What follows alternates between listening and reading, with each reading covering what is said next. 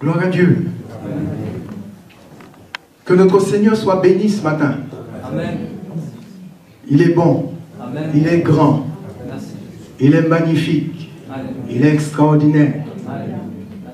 Et c'est tellement important de prendre du temps dans la louange, de prendre du temps dans l'adoration, quand nous savons, quand nous réalisons ce que le Seigneur a fait pour nous, eh bien nous ne pouvons que rester émerveillés devant sa grandeur, devant sa puissance, devant sa force, devant son humilité. Amen. Nous ne méritions pas ce que Jésus a fait. Aucun d'entre nous ne méritait que le Fils de Dieu meure pour lui. Aucun d'entre nous. Et pourtant, il a fait. En tout cas, nous lui disons merci. Et nous l'avons fait ce matin au travers des chants que nous lui avons chantés. Et je suis convaincu que ce matin, le cœur de notre Père a été réjoui. Pas seulement de nous entendre, nous ici à Monson, mais d'entendre sur toute la surface de la terre des hommes, des femmes, des enfants qui le célèbrent, qui le louent, qui s'associent avec le ciel pour, dans une adoration parfaite. Amen. Amen. Et bien sans plus tarder, nous allons ouvrir la parole de Dieu dans le livre des Actes, Actes des Apôtres,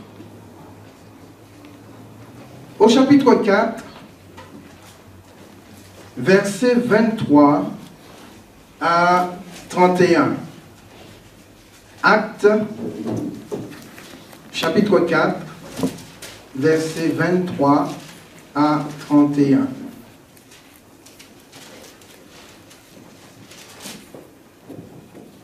Vous n'êtes pas fatigué? Non. Mais je vais vous demander de bien vouloir vous lever. En nous levant comme ça, à l'écoute de la parole de Dieu, nous honorons la parole du Seigneur. Donc nous allons lire dans le livre des Actes, au chapitre 4, versets 23 à 31. Il nous est dit, après avoir été relâchés, ils allèrent vers les leurs et racontèrent tout ce que les principaux sacrificateurs et les anciens leur avaient dit. Il est question de Pierre et de Jean. Lorsqu'ils l'eurent entendu, ils élevèrent à Dieu la voix tous ensemble et dirent, Seigneur, toi qui as fait le ciel, la terre, la mer et tout ce qui s'y trouve, c'est toi qui as dit par le Saint-Esprit et par la bouche de notre Père, ton serviteur David, pourquoi ce tumulte parmi les nations et ces vaines pensées parmi les peuples? Les rois de la terre se sont soulevés et les princes se sont ligués. Et les princes se sont ligués contre le Seigneur, contre son roi. En effet, contre ton saint serviteur Jésus que tu as oint, Hérode et Ponce Pilate se sont ligués dans cette ville avec les nations et avec les peuples d'Israël pour faire tout ce que ta main et ton conseil avaient arrêté d'avance. Et maintenant, Seigneur, vois leurs menaces et donne à tes serviteurs d'annoncer ta parole avec une pleine assurance en étendant ta main pour qu'il se fasse des guérisons, des miracles et des prodiges par le nom de ton saint serviteur Jésus. Quand ils eurent prié, le lieu où ils étaient assemblés trembla. Ils furent tous remplis du Saint-Esprit et ils annoncèrent la parole de Dieu avec assurance. Amen. Prions le Seigneur quelques instants. Notre Dieu, notre Père, Tu es grand. Tu es bon. Tu es puissant. Tu es merveilleux. Merci pour ce temps de grâce, pour chacun d'entre nous, pour chacune de nos vies. Merci pour ce que nos âmes peuvent tirer, Seigneur, de ta présence ce matin. Te bénissons pour les chants qui sont montés vers toi, la louange et l'adoration qui sont montés vers toi. Et merci pour ta parole qui est ouverte ce matin. Cette parole qui est vérité. Cette parole qui est esprit et vie. Cette parole qui est là pour nous secourir, encourager, pour nous reprendre aussi, Seigneur. Merci pour le Saint-Esprit que tu nous as donné. Te demandons, notre Dieu, d'ouvrir notre intelligence pour que nous puissions comprendre ta parole. Non seulement la comprendre, Père, mais la mettre en pratique. Bénis chacun d'entre nous. Tu connais nos besoins.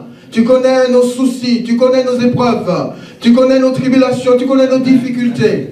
Mais nous voulons compter sur toi, compter sur ta grâce, parce que tu es plus grand que toutes ces choses. Père, que ton nom soit béni, dans le nom de Jésus. Amen. Amen. Vous pouvez vous asseoir.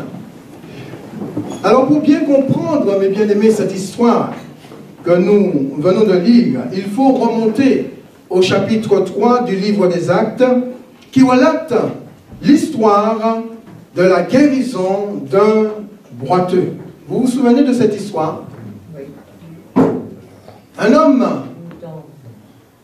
boiteux qu'on amenait tous les jours à la porte appelée la Belle.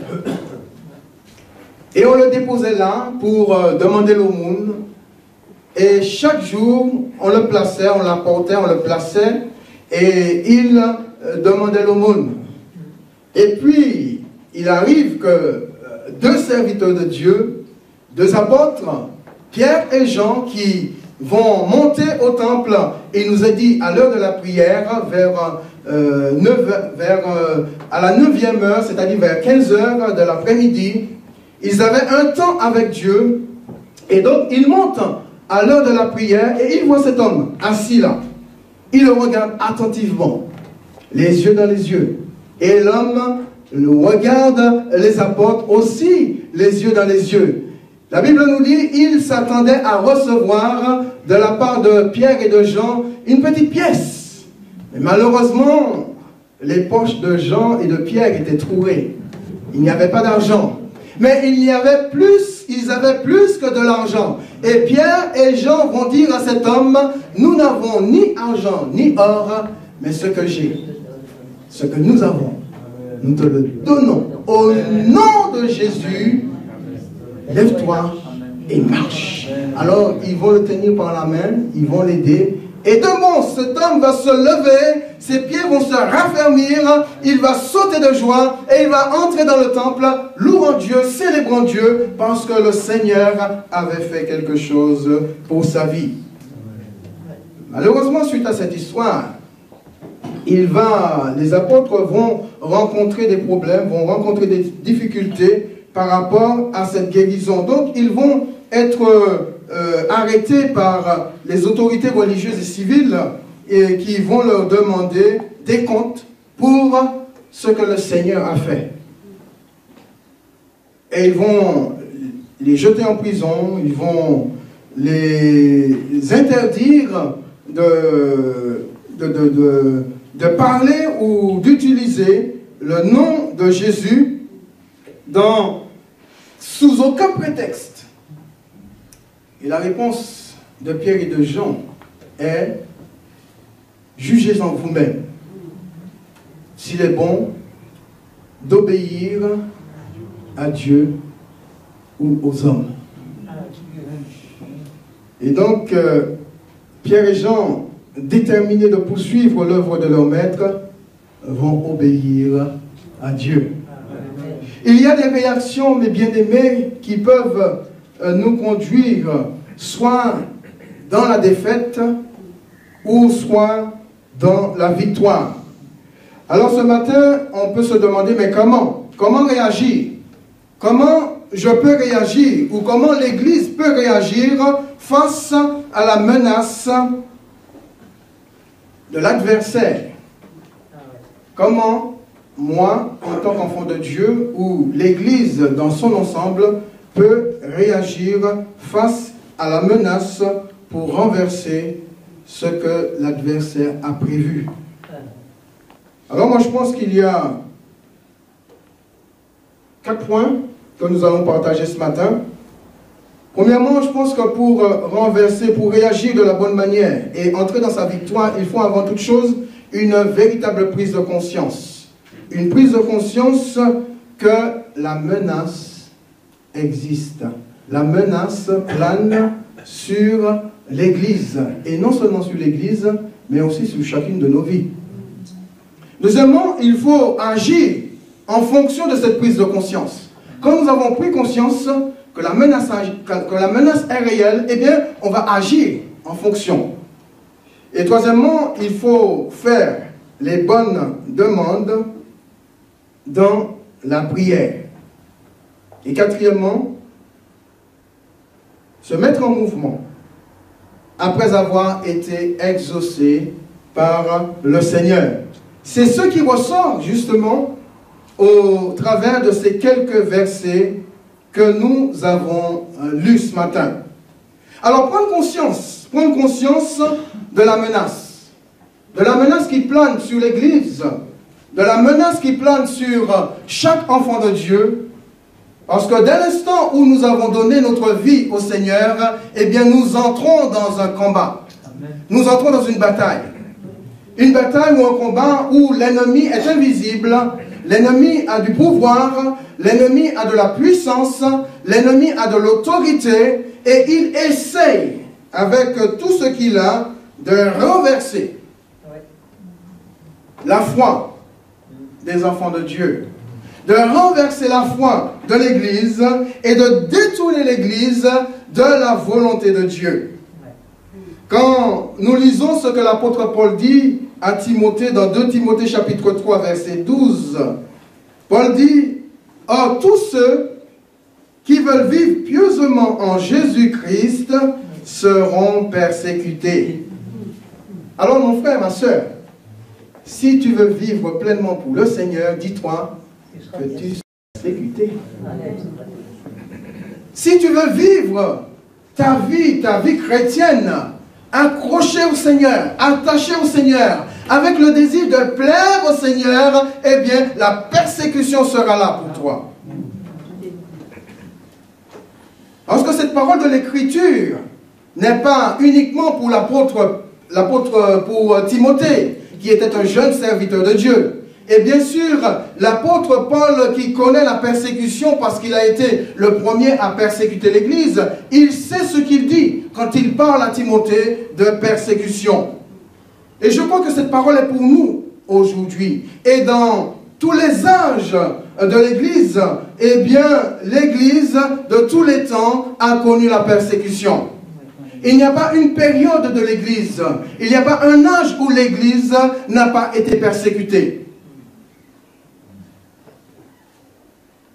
Soit depuis son origine, puisque nous voyons à l'époque ou à l'origine de l'Église primitive, la persécution a commencé, et notamment par l'apôtre Paul, d'une manière violente.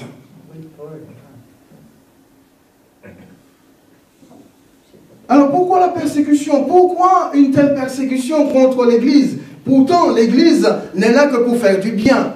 Pourtant, les enfants de Dieu n'apportent qu'une bonne nouvelle au monde qui en a besoin. Pourquoi une telle violence et une telle persécution contre l'annonce d'une bonne nouvelle? Eh bien, tout simplement, parce que le diable n'a aucun amour dans son cœur.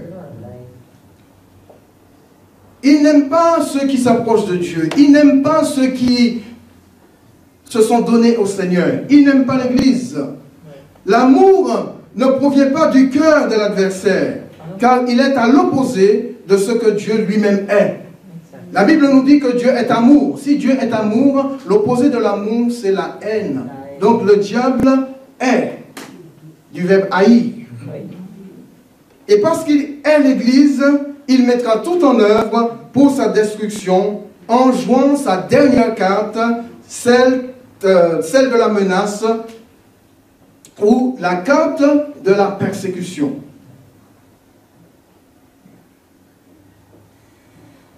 Dans Actes, au chapitre 22, verset 4, Paul précise bien qu'il a été le premier à persécuter l'Église, et il dit « J'ai persécuté à mort. J'ai persécuté à mort cette doctrine, liant et mettant en prison hommes et femmes. » Mais bien aimé, la persécution est liée. Elle est liée à l'Évangile et personne ne sera épargné. Vous ne serez pas épargné. Si vous êtes épargné, c'est tout simplement parce que vous n'êtes pas en harmonie ou en phase avec la volonté de Dieu. Parce que tous ceux qui sont en harmonie et en phase avec la volonté de Dieu deviennent une cible et seront persécutés par l'adversaire. Donc, hommes, femmes, et même les enfants qui veulent vivre pieusement en Jésus-Christ seront aussi persécutés. Ce que Jésus lui-même dit dans Jean, au chapitre 15, verset 20, « S'ils m'ont persécuté, ils vous persécuteront aussi. S'ils m'ont persécuté, ils vous persécuteront aussi. » Pierre et Jean vont vivre la persécution suite à une guérison miraculeuse. Il faut se dire qu'il faut toujours rester éveillé ou sur ses gardes, surtout après avoir remporté une victoire spirituelle dans une bataille. Vous savez, lorsque vous avez gagné un combat sur le plan spirituel, vous ne devriez pas vous relâcher. Vous devriez toujours rester éveillé parce que c'est le diable nous attend au tournant. Il est celui qui ne lâche pas prise. Il ne s'avoue pas vaincu, bien qu'il a déjà été vaincu. Mais lui, il ne s'avoue pas vaincu et il agira, il continuera d'agir pour essayer de faire en sorte que chacun d'entre nous, nous puissions perdre. Mais la Bible dit que Jésus-Christ a triomphé. Jésus a triomphé. Et puisque Jésus a triomphé, nous qui lui appartenons, nous pouvons déclarer aussi que nous avons triomphé avec Jésus.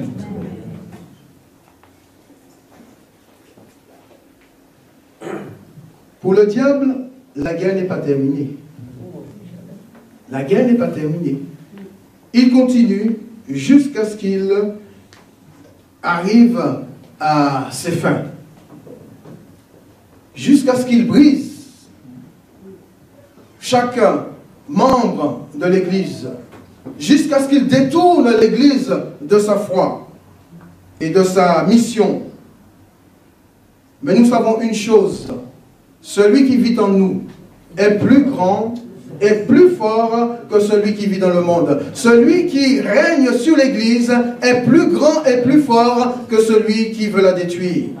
Alors mes bien-aimés, le plus important, ce n'est pas de regarder à ceux qui pourraient nous abattre, mais de regarder à Jésus, qui est plus grand que celui qui veut nous abattre. Et c'est important de prendre conscience de cette réalité, que la menace est réelle. Une fois que nous avons pris conscience de cette menace, il faut absolument réagir. C'est pas tout dire que moi, c'est vrai, j'ai pris conscience et que je reste là, je ne fais rien du tout. Il faut que je réagisse et agir en fonction de cette prise de conscience. Alors, quelle est l'attitude à adopter ou comment réagir quand l'Église est menacée? Ou comment réagir quand moi, personnellement, je suis menacé? Bien, au travers de notre histoire, nous allons voir comment les frères et sœurs de l'Église de l'époque ont réagi après avoir été menacés par les autorités civiles et religieuses. Emprisonné en acte 4, menacé sévèrement de ne plus utiliser le nom de Jésus, il nous a dit, lorsque ils ont relâché Pierre et Jean, la première des choses qu'ils vont faire, c'est qu'ils vont retourner vers les siens, vers les leurs. Et il nous a dit, ils élevèrent à Dieu la voix tous ensemble et fit leur demande. Donc ils vont prier. Ils vont se mettre ensemble dans la prière et ils vont faire une demande au Seigneur. L'Église, à l'époque, va passer en mode, non en mode de louange, non en mode d'adoration, mais en mode prière. Ce n'est pas que la louange, l'adoration ne sont pas importantes. Nécessaires, oui. Mais la parole de Dieu nous dit dans Ecclésiaste, il y a un temps pour tout. Il y a un temps pour louer, un temps pour adorer. Il y a un temps pour écouter la parole de Dieu. Il y a aussi un temps pour prier. Quand c'est le temps de la louange, quand c'est le temps de l'adoration, eh bien je suis en mode louange, je suis en mode adoration. Quand c'est le temps d'écouter la parole de Dieu, eh bien je suis en mode écoute et j'écoute le conseil du Seigneur. Et mais quand c'est le temps de prier, je suis en mode prière. On aime la louange, on aime l'adoration, n'est-ce pas? Qui peut dire en tant qu'enfant de Dieu, moi je déteste la louange, je déteste l'adoration? Personne, je crois que personne ce matin peut se dire ne pas aimer la louange ou ne pas aimer adorer Dieu. Et je crois qu'on aime la louange et l'adoration au moins pour deux raisons. La première raison, parce que Dieu y prend plaisir, n'est-ce pas? Dieu prend plaisir quand il voit son peuple louer. Dieu prend plaisir quand il voit son peuple l'adorer. Dieu prend plaisir quand il voit son peuple louer, l'adorer, pas au plus profond de notre cœur. On peut le faire, louer Dieu, adorer Dieu, dans le silence de notre cœur, mais je crois qu'il est important d'extérioriser notre louange, d'extérioriser notre adoration, et ensemble faire monter nos louanges, faire monter nos adorations devant le trône de la grâce pour que Dieu y prenne plaisir.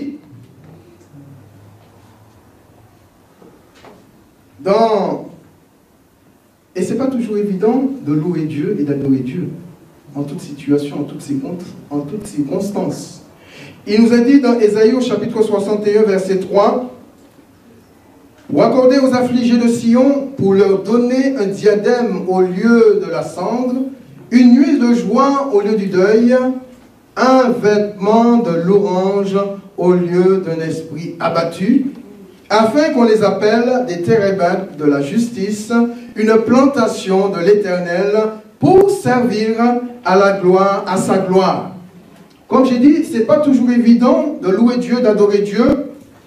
Il y a des situations qui font qu'on est attristé dans son cœur, dans son âme, par un événement, par quelque chose qui nous arrive. Et puis, on se dit, mais comment je peux louer Dieu dans cette situation? Comment je peux adorer Dieu alors que mon âme est abattue? Mais la Bible nous dit que Dieu nous a donné un vêtement de louange au lieu d'un esprit abattu. Quand nous sommes dans l'abattement, eh bien, revêtons-nous de notre vêtement de louange. Revêtons-nous de notre vêtement de louange. Et si nous voulons vaincre l'esprit d'abattement, eh bien, détournons nos regards qui sont abaissés sur les problèmes, sur les difficultés que nous rencontrons, et levons nos yeux vers le ciel et louons Dieu. Amen. Le Saint-Esprit nous donnera la capacité, la force nécessaire de bannir, ou plus ou moins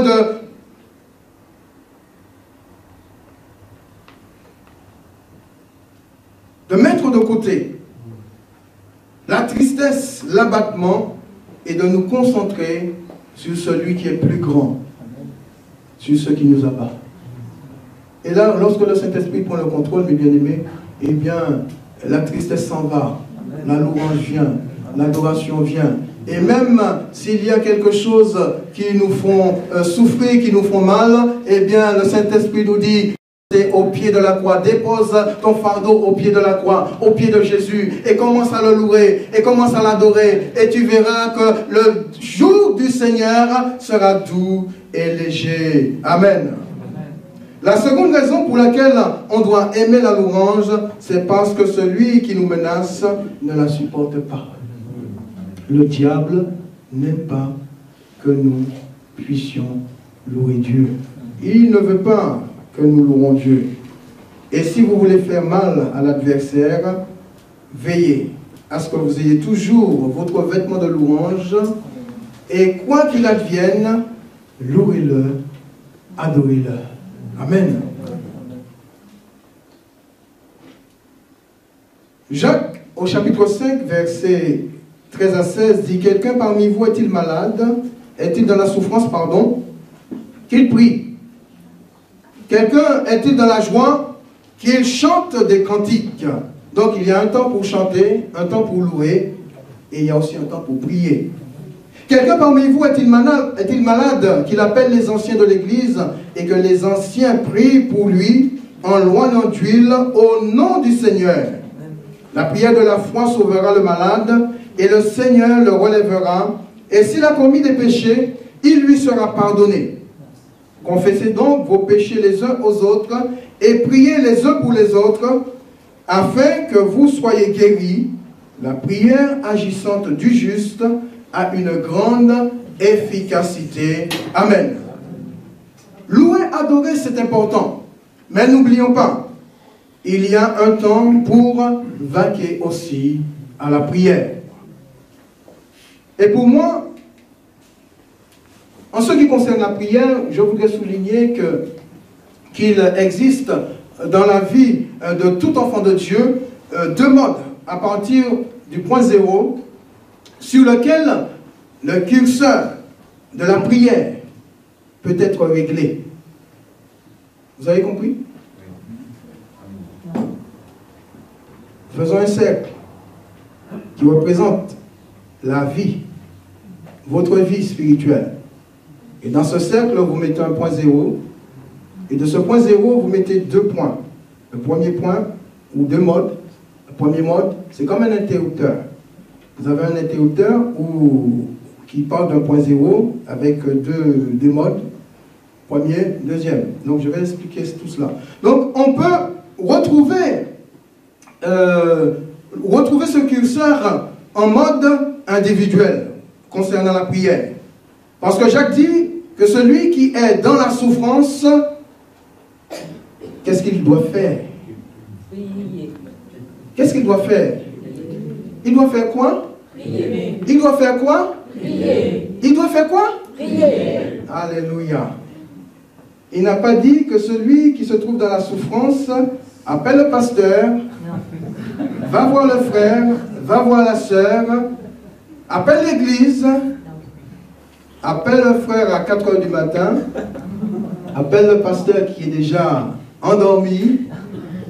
Non, Jacques dit, celui qui est dans la souffrance, la première démarche de celui qui souffre, c'est qu'il se mette à genoux devant Dieu. Qu'il prie lui-même, c'est-à-dire qu'il se mette en pause individuelle, la prière individuelle. Ça ne veut pas dire qu'on ne peut pas appeler un frère, qu'on ne peut pas demander à une sœur de soutenir dans la prière, de ne pas demander à l'église ou de ne pas demander au pasteur. Non, ce n'est pas du tout ce que je veux dire. Je veux dire tout simplement, il y a une première démarche à faire quand on souffre. La première démarche, c'est nous-mêmes. Développer notre vie de prière personnelle avec Dieu. Passer en mode de prière individuelle sans s'attendre sur les autres. Et Jésus lui-même va mettre l'accent sur ce mode de prière dans Matthieu au chapitre 6, verset 6.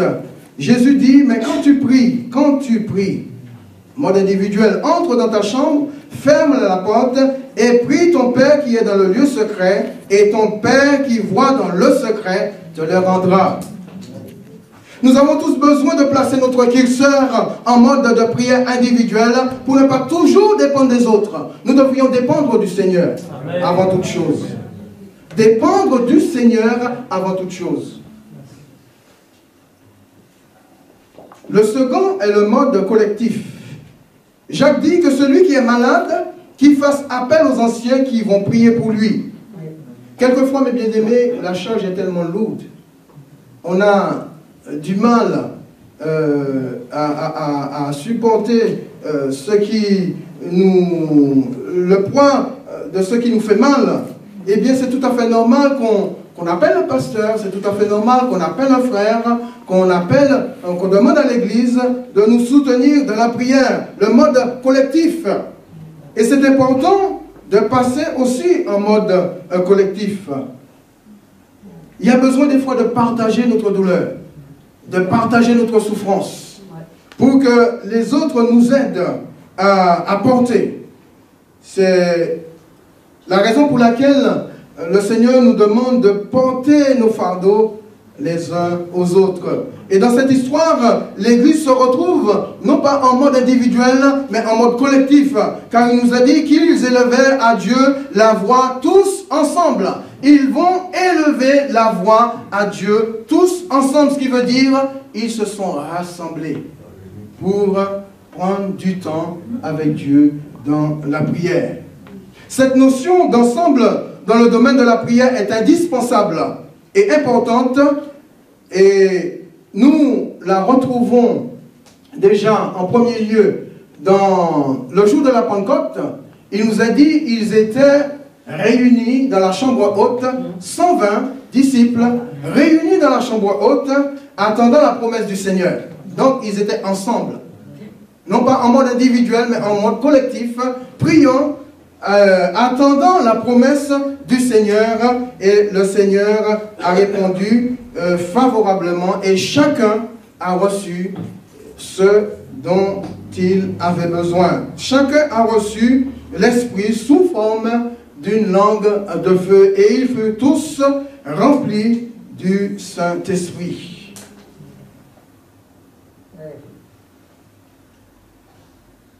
Nous avons besoin, mes bien-aimés, de persévérer ensemble dans la prière. Autant nous devons prendre du temps de manière individuelle, développer notre vie de prière, mais autant nous avons besoin les uns des autres, et besoin de l'Église. Et quand il y a des temps de prière dans l'Église, eh bien je crois que chaque chrétien devait être concerné. Le mardi, pour ces temps de prière, chaque chrétien devait être concerné. Quand il y a des temps de jeûne et de prière le dimanche après-midi, chaque chrétien devait être concerné. Quand nous avons des nuits de prière, des semaines de jeûne et de prière, chaque chrétien devait être concerné. Les deux, mes bien-aimés, sont indispensables. La prière individuelle et la prière collective. Et la troisième étape pour bien réagir face à la menace ou la persécution, eh bien, c'est bien faire les bonnes demandes dans la prière. Pour être sûr d'être exaucé, il faut demander au moins au Seigneur ce qui est dans sa volonté, c'est-à-dire ce qui correspond à la volonté de Dieu. Vous savez, lorsque vous priez, vous pouvez demander quelque chose au Seigneur et que le Seigneur ne vous l'accorde pas. Le Seigneur répond, mais il ne vous accorde pas ce que vous lui avez demandé. Moi, je n'ai jamais vu dans la Bible des bien-aimés qui ont prié en accord avec la volonté de Dieu et que Dieu n'a pas répondu. Amen. Favorablement. Et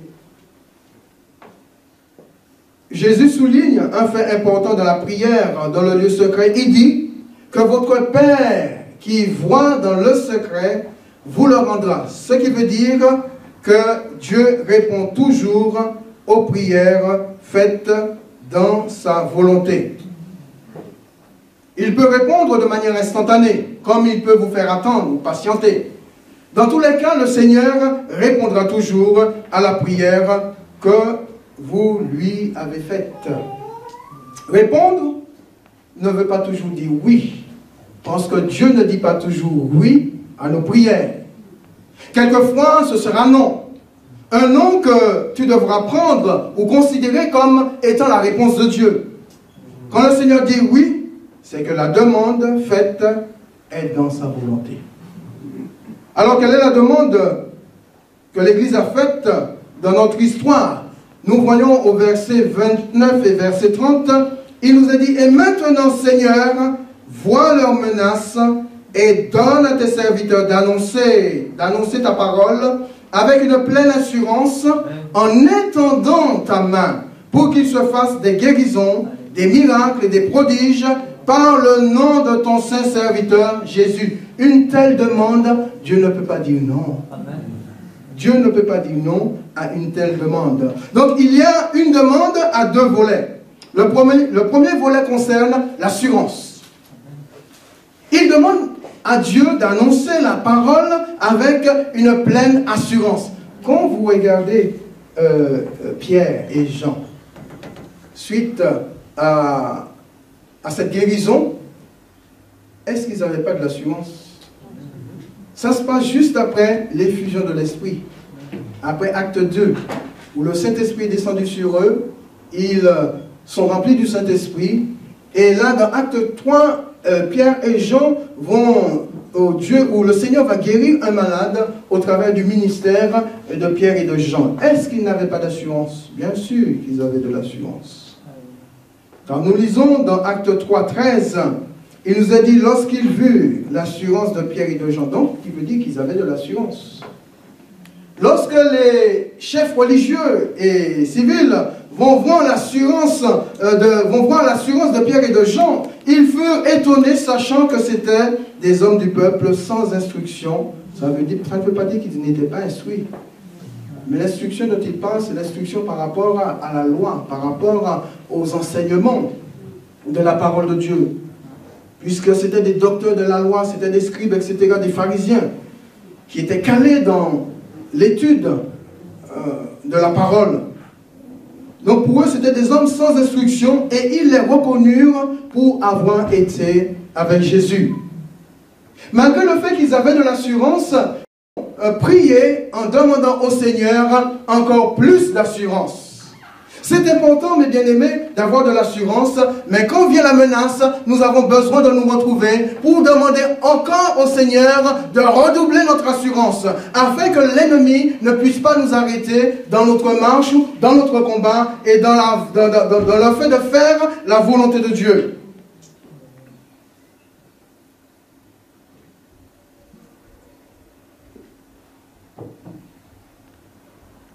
La parole de Dieu sera toujours combattue avec violence, avec force par l'adversaire.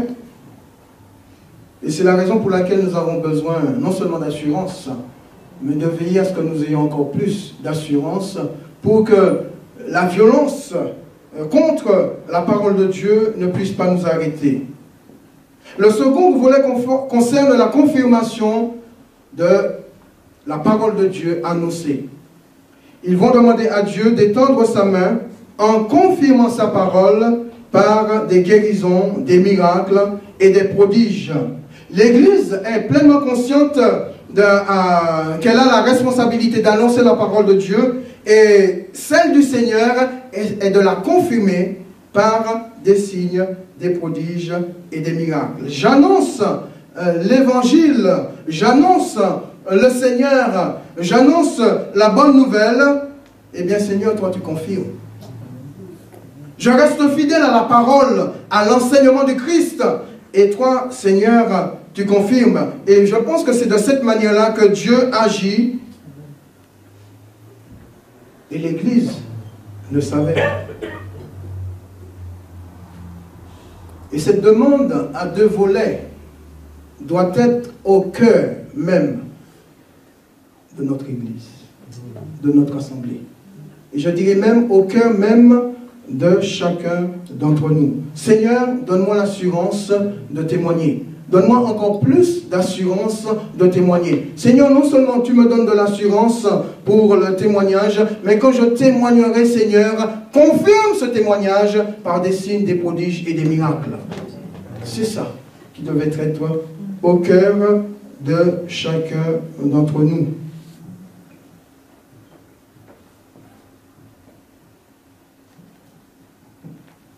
Et je crois qu'il n'y a pas de raison que Dieu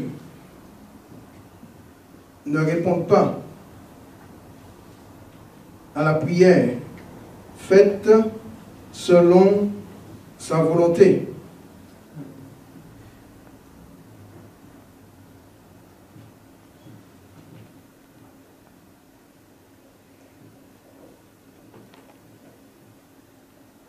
Et au verset 31, il nous a dit, quand ils eurent prié, le lieu où ils étaient assemblés trembla.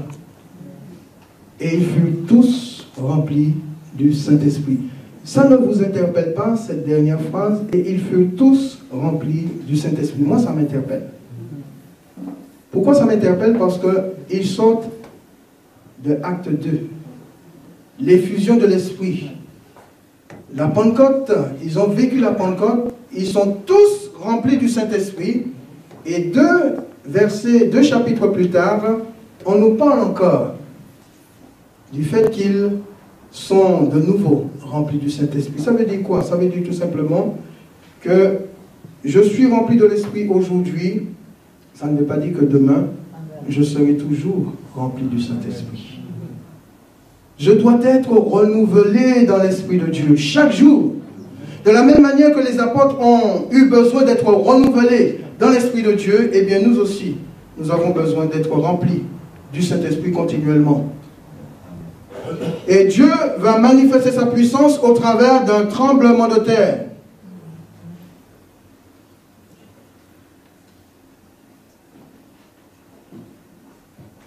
Si Dieu nous remplit du Saint-Esprit, il ne nous remplit pas pour que nous puissions garder cela pour nous. Il nous remplit du Saint-Esprit pour que nous puissions sortir, faire son œuvre. Et parce que les apôtres sortaient, faisaient l'œuvre de Dieu, eh bien, donnaient, ils avaient besoin de recevoir à nouveau de la part du Seigneur. Et je vais conclure avec ce quatrième point qui sera bref, c'est se mettre effectivement en mouvement après avoir été exaucé par le Seigneur. Et il annonçait la parole de Dieu avec une pleine assurance, nous dit la Bible. Et il annonçait, c'est-à-dire qu'ils étaient en mouvement. Une fois que Dieu avait répondu, une fois qu'ils s'étaient retrouvés, qu'ils avaient fait leur demande au Seigneur et que le Seigneur avait répondu, ils ne sont pas restés là ensemble à se raconter de belles histoires. Non, ils sont partis annoncer la parole de Dieu. Et c'est en sortant, annonçant la parole de Dieu, qu'ils ont vu des signes, qu'ils ont vu la main de Dieu étendue, qu'ils ont vu des signes, des prodiges et des miracles. Et ils annonçaient la parole de Dieu avec assurance. Tout ce qu'ils ont demandé au Seigneur, ils ne l'ont pas vu à l'intérieur de là où ils étaient, mais ils l'ont vu à l'extérieur.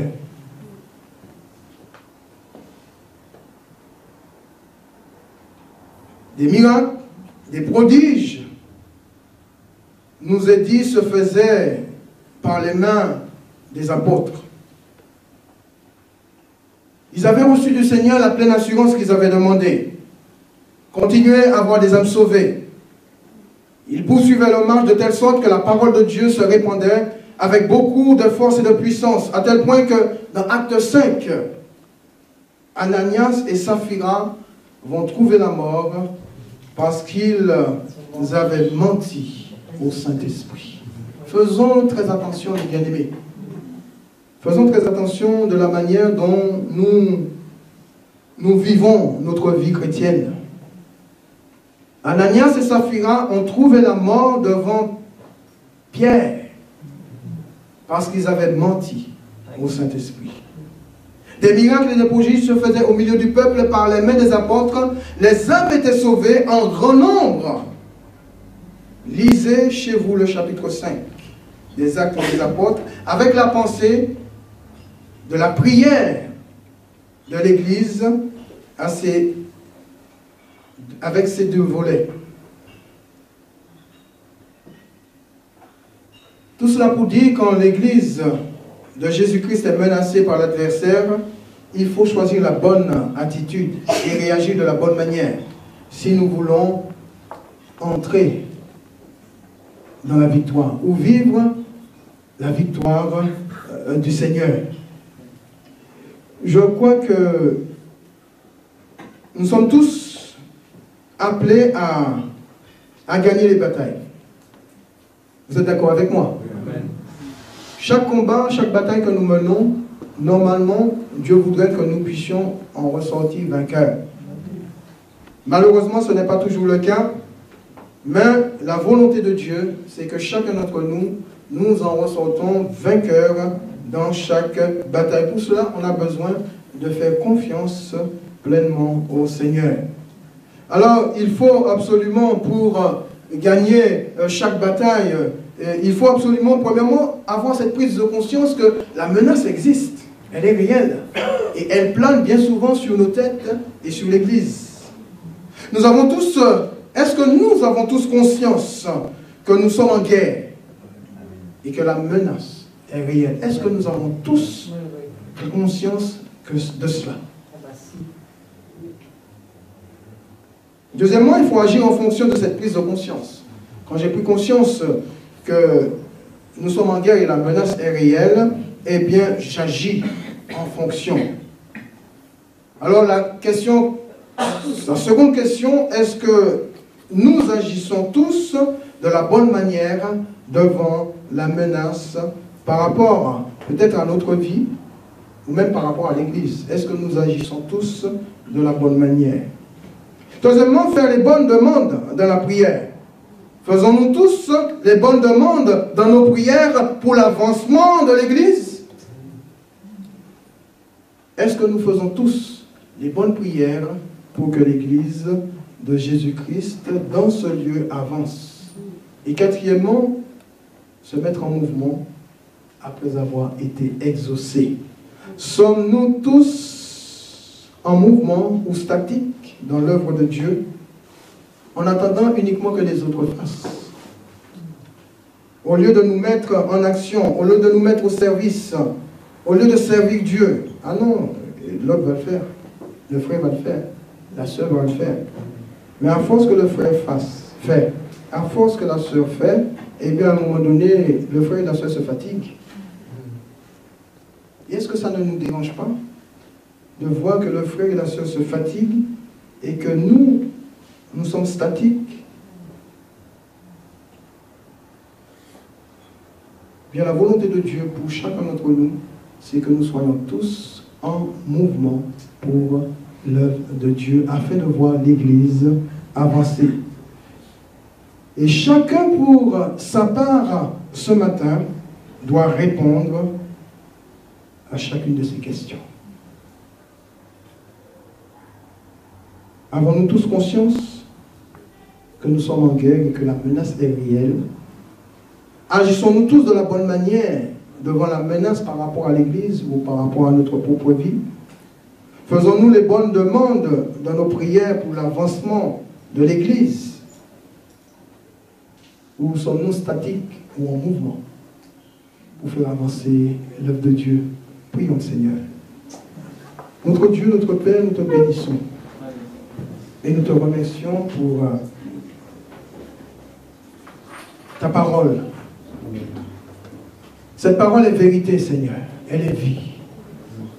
Et nous la recevrons comme la parole de Dieu. Et nous te disons merci pour ce que tu nous as communiqué ce matin, Seigneur. Nous voulons prendre conscience, notre Dieu, que nous avons besoin de toi. Car ta parole nous dit, sans toi, nous ne pouvons rien faire. Combien nous réalisons, Seigneur, de plus en plus notre besoin de notre Seigneur. besoin d'être renouvelé dans le Saint-Esprit, besoin d'être encouragé, besoin d'être fortifié, besoin de grandir dans la foi, besoin de faire des pas de foi. Alors Seigneur, je prie pour chacun d'entre nous ce matin. Tu connais les difficultés que nous rencontrons. Tu connais les problèmes que nous soucis, Seigneur. Tu connais ce qui nous bloque. Alors je prie ce matin, mon Dieu, que ta bonne main soit sur chaque vie, Seigneur, ce matin, pour libérer, pour délivrer. Et que chacun de tes enfants soit libre ce matin, libre, Seigneur, de te suivre, libre, Seigneur, d'annoncer ta parole avec une pleine assurance, rempli du Saint-Esprit. Merci pour ce que tu fais pour chacun d'entre nous, Seigneur, ce matin. Nous t'avons prié, Père, dans le beau et précieux nom de ton Fils Jésus-Christ. Amen. Amen.